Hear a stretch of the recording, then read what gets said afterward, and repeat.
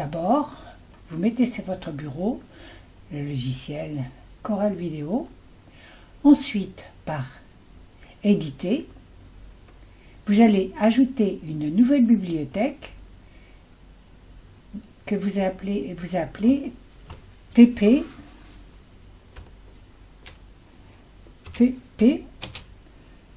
panoramique.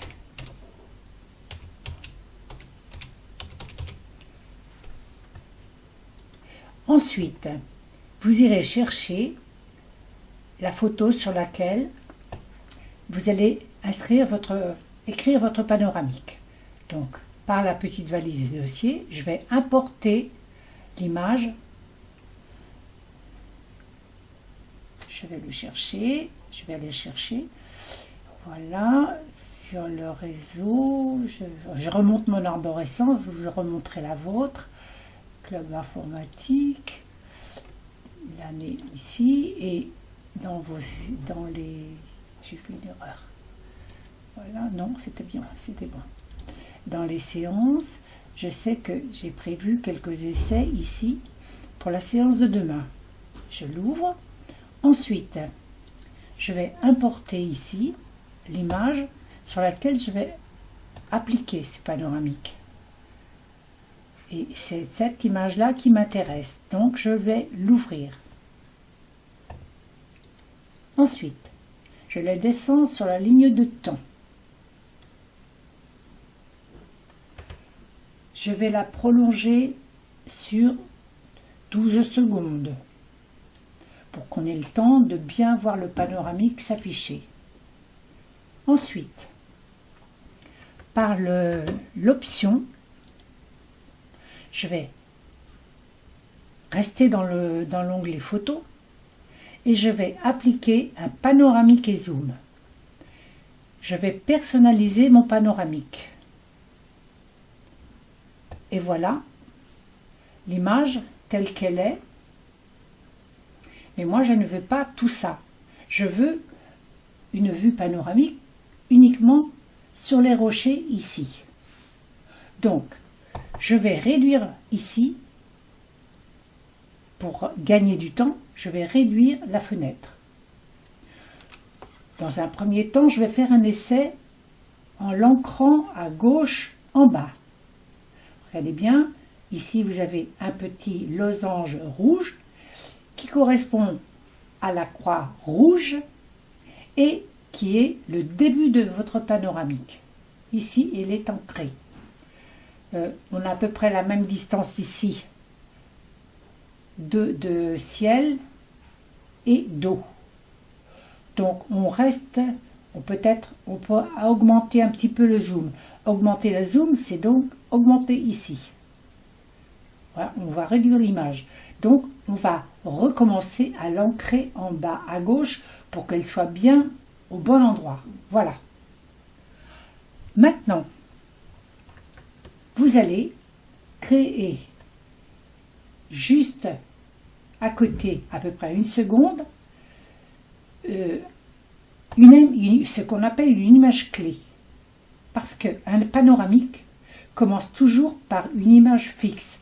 On a deux solutions, mais là, je vous apprends une solution. Donc, on clique sur la ligne temps. Nous allons ajouter un petit losange. Et ce petit losange, il doit être réglé exactement comme le premier pour que l'image soit une image fixe. Donc, je vais retourner sur le premier, je vais vérifier, j'ai écrit 240 ici, là, je l'ai ancré à gauche, et sur le deuxième, je vais faire exactement la même chose, je vais la mettre à 240,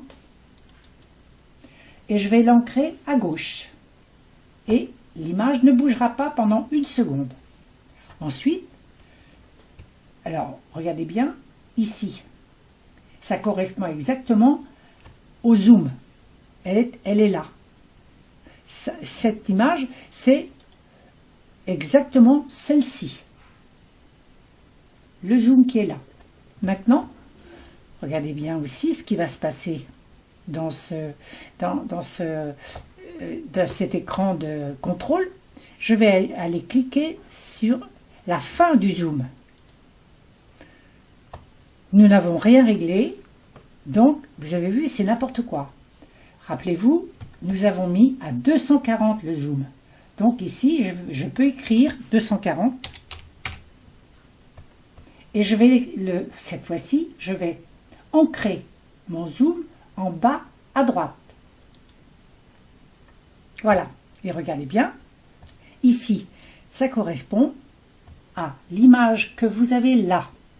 Le petit rectangle rouge, le petit losange rouge qui est là, correspond à la croix rouge qui est là. Ensuite, comme je vous ai dit, on a créé tout à l'heure une image fixe au début. Nous allons aussi créer une image fixe à la fin. Je vais donc ici, encore une fois, dans la ligne de temps, cliquer, ajouter avec le petit plus un repère d'image clé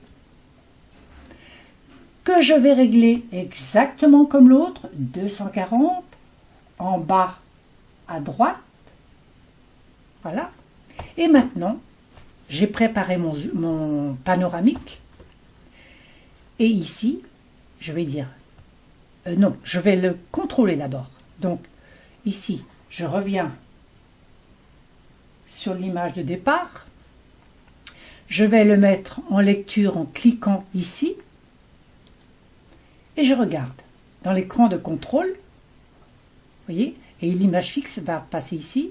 Top, et voilà. Et ça repart. Bon. Ça, le panoramique me convient, donc je vais dire OK. OK.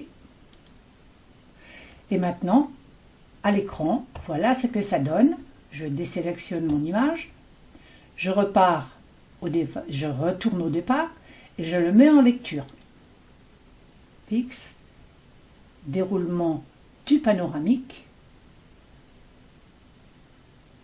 Et hop, fixe. Et voilà, le panoramique est fait. Et maintenant, trouvez une nouvelle image et à vous de faire un travail sur une nouvelle image.